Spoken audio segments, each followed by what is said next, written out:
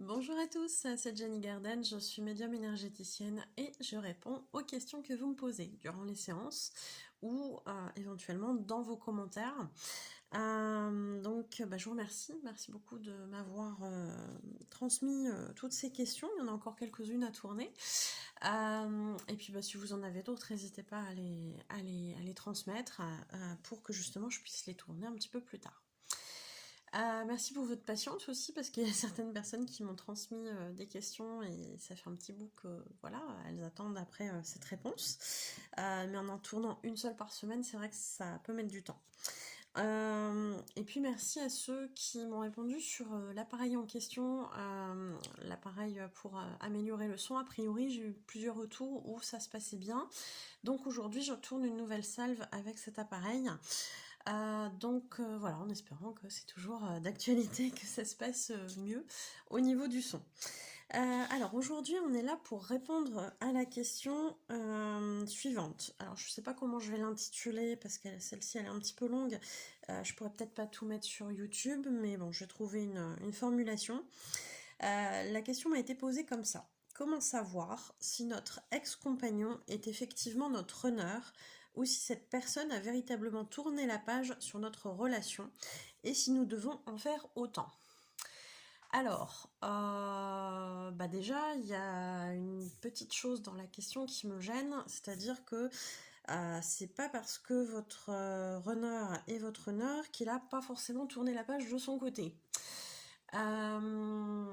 Votre runner, s'il n'est pas réveillé, il peut très bien penser tout légitimement que en fait votre relation elle est vraiment terminée, sentimentale, hein, j'entends. Hein. Parce qu'il n'est pas réveillé. Donc je sais qu'au niveau des chasers, ça peut piquer un petit peu ce genre d'informations. J'en suis désolée, mais je rappelle que le runner, il a des petites choses devant les yeux qui l'empêchent de voir la réalité, entre guillemets, hein, la réalité des choses. Il va percevoir la relation avec son chaser telle qu'il peut l'apercevoir en ayant ces choses-là devant les yeux, en ayant une espèce de voile devant les yeux. Donc forcément, pour lui, c'est certainement terminé. Même si il souhaite entretenir une relation amicale, vous garder d'une certaine manière dans sa vie sans vous amener le côté sentimental et sérieux que vous attendez, ou si tout simplement il est passé à autre chose, vous n'avez plus de contact, etc. Votre runner, s'il n'est pas réveillé, il n'aura pas conscience qu'il y a peut-être une suite plus tard entre vous. Donc ça, c'était important de le préciser déjà par rapport à la question et comment elle a été posée. Comment savoir si notre ex-compagnon est notre runner? Je pense qu'on a suffisamment d'infos sur les flammes jumelles, sur la chaîne déjà, et puis sur d'autres chaînes aussi, pour répondre à cette question. Donc si vous êtes dans un parcours à vie, normalement vous le savez. Si on vous dit demain, voilà, c'est quelqu'un de toxique, c'est quelqu'un qui reviendra jamais vers vous, etc. Et qu'à l'intérieur de vous, il y a quelque chose qui vous dit mais c'est pas vrai, j'arrive pas à y croire, on est possiblement dans un parcours FJ. Il y a quelque chose qui vous fait croire à cette relation. Il y a beaucoup de synchronicité. Je ne dis pas qu'il ne peut pas y en avoir avec d'autres personnes que ça FJ, ça existe aussi. Mais les synchronicités, elles sont vraiment très très fortes, très récurrentes sur le parcours FJ. Il y a plein d'autres symptômes qui font qu'on se reconnaît dans une relation FJ. Et je vous invite à voir la vidéo. Alors je vous fais ça, mais je ne vais pas forcément mettre dans la description. Vous allez voir la vidéo, vous mettez sur YouTube Jenny Garden, flamme jumelle, et vous allez tomber sur la vidéo où il y a un yin et yang, en tout cas le symbole du yin et du yang. Et là, vous aurez vraiment les spécificités du parcours FJ. Si vous vous retrouvez dedans, il y a de fortes chances que vous soyez en parcours FJ. Pour déterminer si effectivement vous êtes en lien flamme jumelle ou pas, parce qu'il est possible quand même d'avoir des doutes, moi, ma vérification ultime, elle se fait lors d'un soin. Si on peut couper le lien, on n'est pas sur un parcours FJ. Si on ne peut pas le couper, on est sur un parcours FJ. Voilà, si un jour ça vous dit de vérifier tout ça, on peut aller voir en soin. Bien sûr, on en profite pour travailler sur autre chose qui va vous être utile, hein, tant qu'à faire. Mais en tout cas, on peut faire ça comme ça. Donc on peut faire ça comme ça pour vérifier le lien. Ou se rendre compte que finalement, c'était pas un lien de flamme jumelle, c'était peut-être un lien d'emprise avec une personne toxique. Ça arrive parfois. Ça peut être un lien autre, beaucoup plus classique entre deux âmes, etc., etc. Donc, comment savoir si notre ex-compagnon est effectivement notre honneur? Vous vous retrouvez dans toutes les parties du parcours, vous sentez que ça colle bien quand vous lisez un petit peu tout ce qui se passe, etc. Et puis, avec les deux autres outils là que je viens de vous nommer, ça devrait être plutôt clair. Alors, est-ce que cette personne, elle tourne la page si elle est notre honneur? Je vous ai répondu aussi. Oui, elle peut très bien, le runner peut très bien tourner entre guillemets la page, même s'il y a toujours quelque chose qui le relie à son chaser, mais il ne sait pas trop quoi, et souvent il va chercher à l'occulter par rapport au faux self.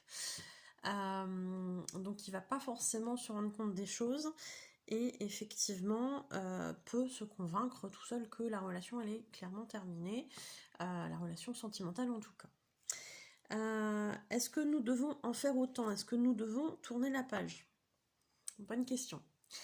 À laquelle je ne vais pas vous dire oui, non de manière tranchée, parce que ça dépend de chacun et de chacune. Il y a des chasers qui me disent mais moi je peux pas. Je sais qu'on est en parcours FJ, je sais qu'à un moment donné, il va revenir, je le ressens à l'intérieur de moi, j'arrive pas. Et je comprends tout à fait ce point de vue. Malheureusement, ça se passe pas forcément toujours comme ça. Il y a des runners qui peuvent mettre longtemps à cheminer, des mois, des années, hein, c'est plus probable en années, sur les parcours FJ pour comprendre en fait ce qu'il se passe et revenir vers leur chaser. Et il y a aussi des parcours FJ où la réunion n'est pas prévue dans cette incarnation. Ce n'est que ma vérité, je sais qu'on n'est pas tous d'accord sur cette donnée-là. Vous prenez si ça résonne, vous laissez de côté si ça résonne pas. Mais dans ma vérité, et encore je prétends pas détenir la vérité absolue, il y a vraiment une idée de soit on se réunit, soit on se réunit pas, soit on voit un peu comment ça arrive au fur et à mesure de l'évolution de cette incarnation. Parfois dans certains messages il y a une idée de ça va dépendre comment on va cheminer, c'est une possibilité, alors que dans l'incarnation d'avant on savait que c'était pas possible de se réunir, qu'on n'arriverait pas. Là peut-être que si on se débrouille pas mal on peut y arriver, ou ça peut être pour l'incarnation future. Donc on peut avoir ce genre d'infos aussi dans les messages parfois. Et dans ce cas-là, qu'est-ce qui est juste pour vous en fait?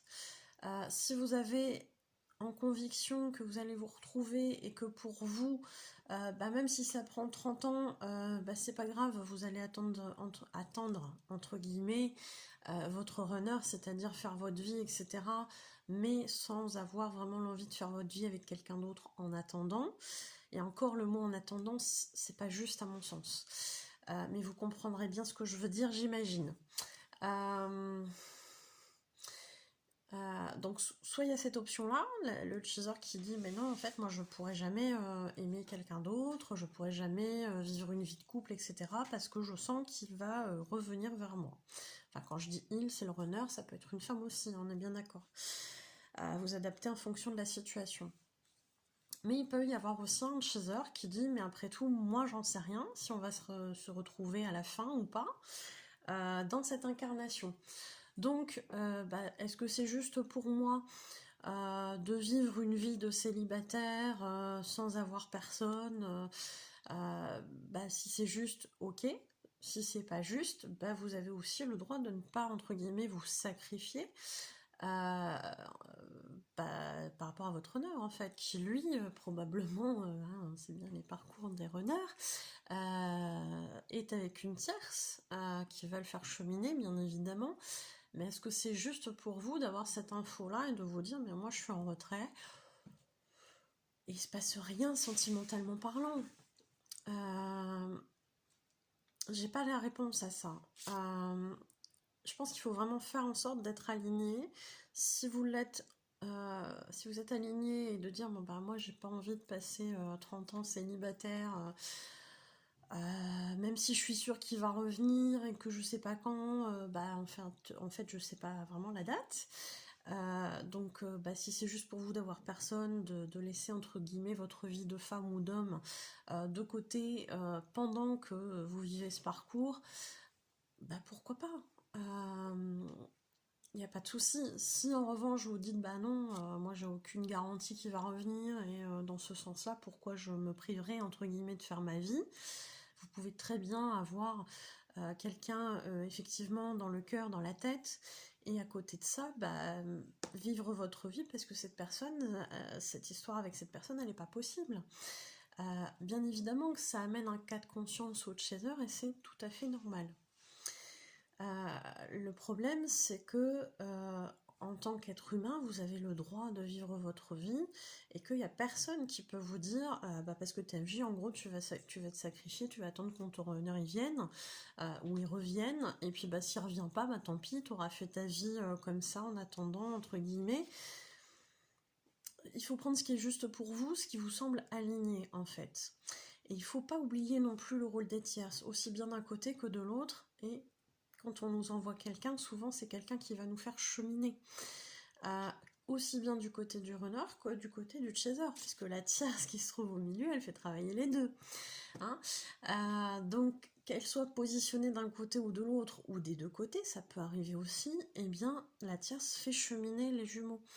Donc qui êtes-vous aussi pour... Pardon, hein, je le dis un peu en rigolant, mais qui on est en fait en tant qu'humain pour se mêler du truc et dire bah non en fait moi je refuse, je refuse ce qui vient, alors qu'en fait là-haut ils savent que ça va nous faire évoluer. Donc je dis pas qu'il faut forcément aller voir, chercher une tierce, etc. Chercher à faire sa vie. Je dis qu'il faut juste le faire parce que ça vous semble juste sur l'instant pour vous. Et effectivement, une histoire avec une tierce, bah, ça peut aussi s'arrêter à un moment donné. Il ne faut pas avoir l'impression de tromper l'autre. D'ailleurs, je pense que la question suivante, elle est un petit peu dans ces choses-là, donc je vais peut-être pas en dire trop, et je vais y revenir après dans la question suivante. Donc, bah, vous attendrez la suite la semaine prochaine, du coup. Mais en gros, voilà, enfin, vous êtes légitime de vivre votre vie pendant que votre runner ou votre runneuse fait sa vie de son côté. Il est hors de question de se sacrifier sur ce parcours. Si pour vous, vous n'êtes pas dans le sacrifice en n'ayant personne à côté, c'est ok.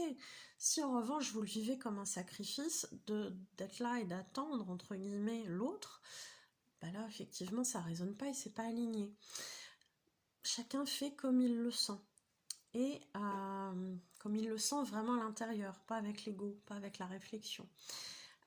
C'est compliqué, hein. Ça peut être une personne, vous voyez, on pourrait comparer ça à... C'est pas du même niveau, mais émotionnellement, ça pourrait y ressembler, c'est-à-dire que quelqu'un que vous avez aimé très fort, qui malheureusement décède, et que vous continuez à aimer comme ça pendant des années, il y a des gens qui vont rester veufs, parce que c'est voilà, et puis il y a des gens qui vont se dire mais il y aura toujours de l'amour pour cette personne, mais à côté de ça j'ai besoin aussi de vivre, j'ai besoin que mon corps vive, j'ai besoin de me sentir aimée, j'ai besoin d'aimer, j'ai besoin de partager des moments, etc., etc. Et c'est normal aussi, on est aussi des humains, il faut pas l'oublier, et on est aussi là pour vivre la matière. Donc si quelqu'un vient à vous et que ça vous semble juste, prenez ce qu'il y a à prendre, entre guillemets, dans l'expérience. Et si ça résonne pas, vous laissez de côté. On n'a aucune obligation, et c'est pas parce qu'on est FJ qu'il faut suivre un protocole, etc. Bien au contraire, je pense que quand on essaye de suivre les étapes, ça foire. parce que on est dans le contrôle et on nous demande tout sauf être dans le contrôle sur le parcours. Donc forcément, ça marche pas. Euh, voilà, je pense que j'ai fait un peu le tour de la question. J'espère que ça répondra à la question de cette personne. Et puis bah, je vous souhaite une belle journée ou une belle soirée. Et puis bah, je vous dis à bientôt. Prenez soin de vous.